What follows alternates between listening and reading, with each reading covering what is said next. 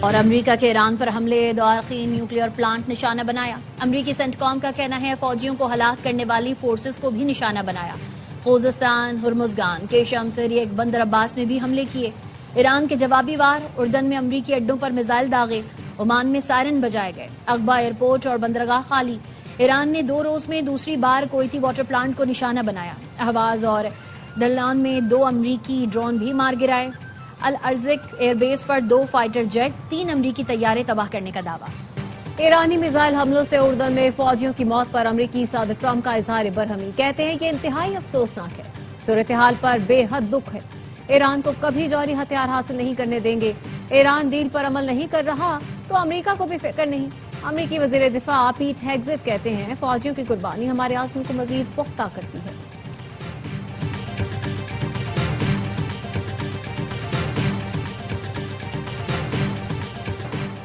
ایران کی جوابی کارروائی، اردن میں الزرق ایئر بیس کو میزائل اور ڈرون سے نشانہ بنایا۔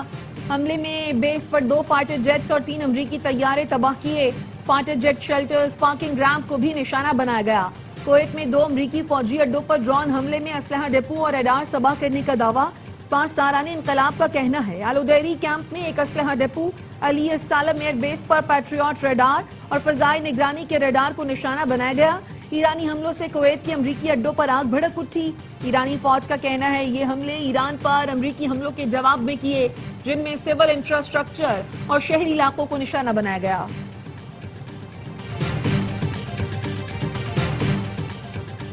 سعودی عرب کی کویت، بحرین اور اردن پر ایرانی حملوں کی مذمت۔ سعودی وزارت خارجہ نے کہا ایران کے جارحانہ اقدامات بین الاقوامی قوانین کی خلاف ورزی ہے۔ بجلی گھروں، واٹر پلانٹس، اہم شہری تنصیبات پر حملے مسترد کرتے ہیں۔ امن و استحکام برقرار رکھنے کے لیے ہر قسم کی فوجی کارروائیاں روکی جائیں۔ خلیجی ملکوں اور یورپی یونین نے ایرانی حملوں کی مذمت کرتے ہوئے کہا آبنائے ہرمز کو بغیر کسی شرط یا فیس کے کھلا رکھا جائے۔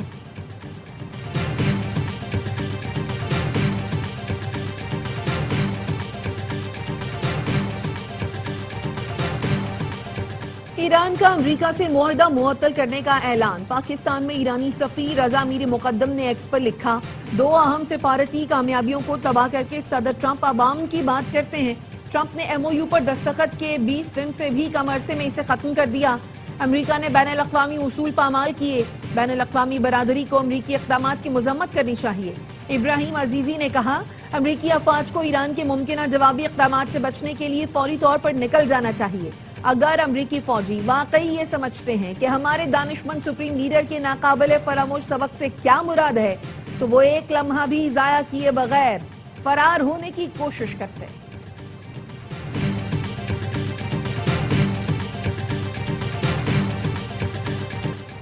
قطر اور عراق کا آبنائے ہرمز میں آزاد جہاز رانی یقینی بنانے کے لیے مذاکرات پر زور۔ عراقی وزیر اعظم علی الزیدی کی قطر کے امیر شیخ تمیم بن حمد الثانی سے دوحہ میں ملاقات۔ خطے کی کشیدہ صورتحال پر گفتگو، دونوں رہنماؤں نے زور دیا فریقین جنگ کے بجائے مذاکرات کا راستہ اپنائیں۔ اسلام آباد مفاہمتی یادداشت کے مطابق وعدوں پر سختی سے عمل کریں۔ ایرانی وزیر خارجہ عباس عراقچی کا عراقی ہم منصب فواد حسین سے ٹیلی فون پر رابطہ، کہا چند افراد کے بیانات سے دونوں ملکوں کے تعلقات متاثر نہیں ہونے چاہیے۔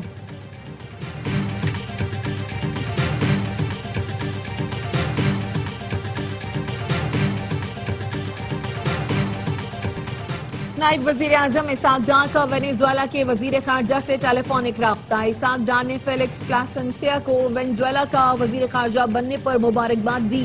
ترجمان دفتر خارجہ کا کہنا ہے اسحاق ڈار نے وینیزویلا میں زلزلے سے جانی و مالی نقصان پر دکھ کا اظہار کرتے ہوئے کہا پاکستان اس مشکل گھڑی میں وینیزویلا کی حکومت اور عوام کے ساتھ کھڑا ہے۔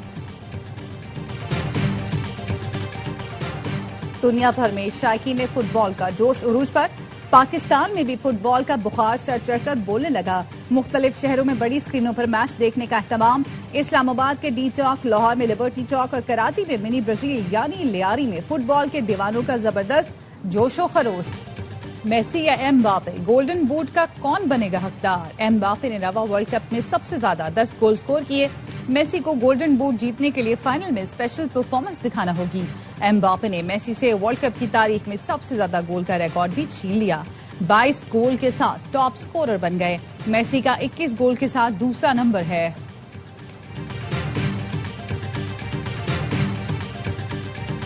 12 سیٹوں کا معاملہ زیادہ اہم ہے یا انسان کی جان؟ اگر ہم نے کچھ غلط کیا ہے ریاست کو سزا مت دو۔ احتجاج کرنے والے سزا ریاست کو نہیں بلکہ عام کشمیریوں کو دے رہے ہیں۔ وفاق سے مطالبہ ہے کہ الیکشن سے پہلے انٹرنیٹ پر پابندی ہٹائیں۔ چیئرمین پی پی بلاول بھٹو کا کوٹلی میں انتخابی جلسے سے خطاب، کہا کالعدم کمیٹی نے کردار ادا کرنے کے لیے خط لکھا تھا، کمیٹی کو اگلے ہی دن جواب دیا۔ وزیر اعظم کو ٹروتھ کمیشن کی تجویز دی، کالعدم ایکشن کمیٹی اور وزیر اعظم کی طرف سے جواب نہیں آیا۔ بلاول بھٹو کے نون لیگ پر بھی وار، کہا 27 جولائی کو تیروں سے شیر کا وہ شکار ہوگا جو تاریخ یاد رکھے گی۔ عوام فیصلہ کریں گے کشمیر میں کس کی حکومت ہوگی۔ کیا ان کی حکومت ہوگی جو میرپور اور رابلہ کوٹ کو کشمیر کا حصہ نہیں دکھانا چاہتے؟ وفاقی حکومت بتائیں، سیالکوٹ سے رکن اسمبلی نے جو بیان دیا کیا وہ حکومتی پالیسی ہے؟ یہ وزیر آپ کی کابینہ میں رہے گا اور یہ پالیسی رکھے گا تو آپ کے لیے نقصان دہ ہے۔ کوئی وزیر سمجھتا ہے کشمیر کی 10 سیٹیں ان کی جیب میں ہیں تو سن لیں کشمیری کسی کے غلام نہیں۔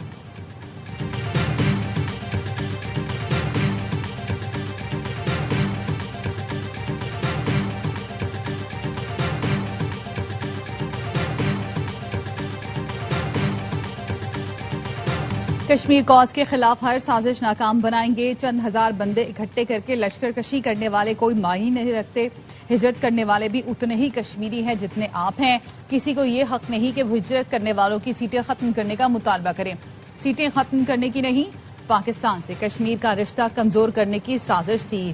وفاقی وزیر اطلاعات عطا طارق کا لاہور میں تقریب سے خطاب، کہا منفی ہتھ کنڈے استعمال کرنے والوں کی سیاست دفن ہو چکی۔ نورین نیازی کے بیان پر عوام میں انتہائی غم و غصہ پایا جاتا ہے۔ اب انہوں نے مارکہ حق پر سوال اٹھانا شروع کر دیے۔ مارکہ حق پر پاکستان کی فتح ان سے ہضم نہیں ہوئی۔ وزیر اعظم اور فیلڈ مارشل کو پوری دنیا میں عزت ملی۔ پی ٹی آئی والے سمجھتے ہیں ایسی باتیں کرنے سے سیاست چمکے گی۔ پی ٹی آئی کی سیاست دفن ہو چکی، آپس میں دست و گریباں ہیں۔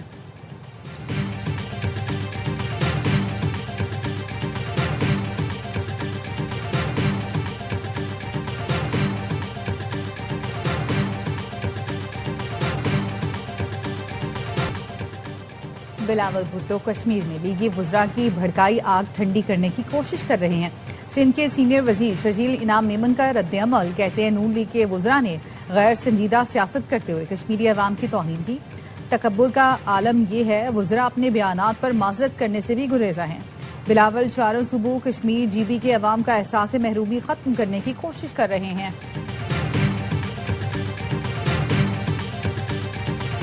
آزاد کشمیر کی وادی نیلم میں کلاؤڈ برڈز، کٹھا پیرا نالے میں طغیانی، 5 مکان، 20 دکانیں اور 2 سکولز تباہ، 3 گاڑیاں اور موٹر سائیکل نالے میں بہہ گئی۔ مقبوضہ کشمیر میں شدید بارشوں کے بعد سیلاب نے تباہی مچا دی، 10 افراد جان سے گئے، متعدد لاپتہ ہیں۔ ضلع راجواڑی میں ندی نالے بپھر گئے، نشیبی علاقے ڈوب گئے، درجنوں گھر ملیا میں، سینکڑوں گاڑیاں بہہ گئیں۔ مانسیرا کی وادی کاغان، وادی سرن اور دیگر علاقوں میں شدید بارشیں۔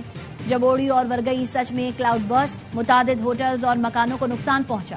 ندی نالوں اور دریاؤں میں طغیانی، متعدد مقامات پر لینڈ سلائیڈنگ اور شاہراہوں پر پانی آنے سے ٹریفک متاثر۔ ناران جانے والی کار کیوائی کے مقام پر کھائی میں گر گئی، 2 خواتین سمیت 4 افراد جاں بحق، 1 زخمی۔ جاں بحق سیاحوں کا تعلق سیالکوٹ سے تھا۔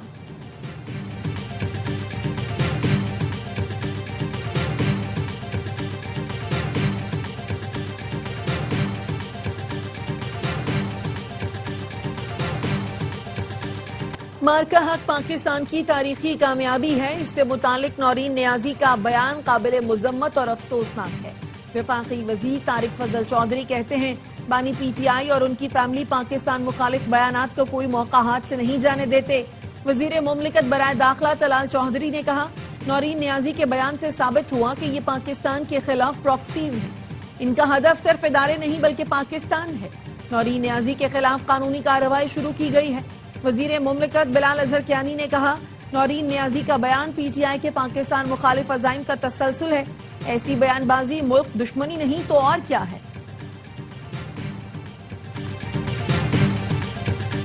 بھارتی گودی میڈیا نے نورین نیازی کے متنازع بیان کو پاکستان کے خلاف پروپیگنڈے کا ہتھیار بنا لیا۔ گودی میڈیا نورین نیازی کے مارکہ حق سے متعلق بیان کو خبروں کی زینت بنا رہا ہے۔ بانی پی ٹی آئی کی بہن نے انٹرویو میں مارکہ حق پر افواج پاکستان کو بیجا تنقید کا نشانہ بنایا تھا۔ متنازع بیان پر این سی سی آئی اے نے نورین نیازی کو کال اسلام آباد طلب کر لیا۔ نوٹس میں کہا گیا نورین نیازی نے سوشل میڈیا پر جھوٹی توہین آمیز اور اشتعال انگیز باتیں کی جس کا مقصد ریاستی اداروں کو بدنام کرنا تھا۔ نورین نیازی نے الزام لگایا ہے مارکہ حق افواج پاکستان اور مودی کا گٹھ جوڑ تھا۔ مودی چاہتا تو 2 منٹ میں پاکستان کو فکس کر دیتا۔ بھارت نے اسرائیل کے کہنے پر پاکستان پر حملہ نہیں کیا۔ D G I S P R کی سمر کیمپ 2026 میں شریک طلباء و طالبات کے ساتھ خصوصی نشست، قومی سلامتی، دہشت گردی اور چیلنجز پر تفصیلی روشنی ڈالی۔ طلباء و طالبات نے کہا ہمیں پاکستان کو درپیش داخلی و بیرونی سیکیورٹی چیلنجز سے متعلق مؤثر آگاہی حاصل ہوئی۔ بلوچستان میں فتنہ ہندوستان، فتنہ خوارج کی دہشت گردی کے ناپاک کردار سے متعلق بھی آگاہ کیا گیا۔ موجودہ دور میں غلط معلومات اور پروپیگنڈا تیزی سے پھیل رہا ہے۔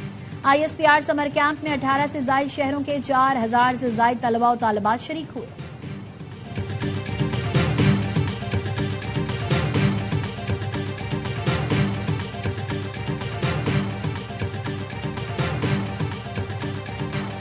نائب وزیر اعظم اسحاق ڈار سے نیشنل پارٹی کے صدر ڈاکٹر عبدالمالک بلوچ کی ملاقات۔ اسحاق ڈار نے کہا وفاقی حکومت بلوچستان کے عوام کو درپیش مسائل کے حل اور ترقی کے لیے پرعزم ہے۔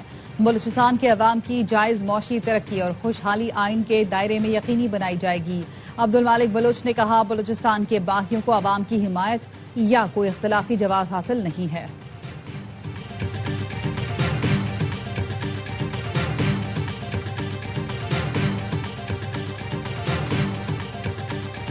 پنکی گینگ اب بھی مختلف علاقوں میں سرگرم۔ کراچی پولیس نے پنکی کے بھائی کامران مراد کو گرفتار کر لیا۔ ایس ایس پی ایسٹ کا کہنا ہے گھوڑا چورنگی کے قریب سے ملزم کو دھر لیا گیا۔ 2 کلو چرس اور ½ کلو آئس برآمد کی گئی۔ ملزم کراچی کے مختلف علاقوں میں منشیات سپلائی کرتا تھا۔ ملزم کامران منشیات فروشی کے مقدمات میں پہلے بھی جیل جا چکا ہے۔ ملزم کے خلاف تھانہ جمشید کوارٹرز میں منشیات کے 2 مقدمات درج کر لیے گئے۔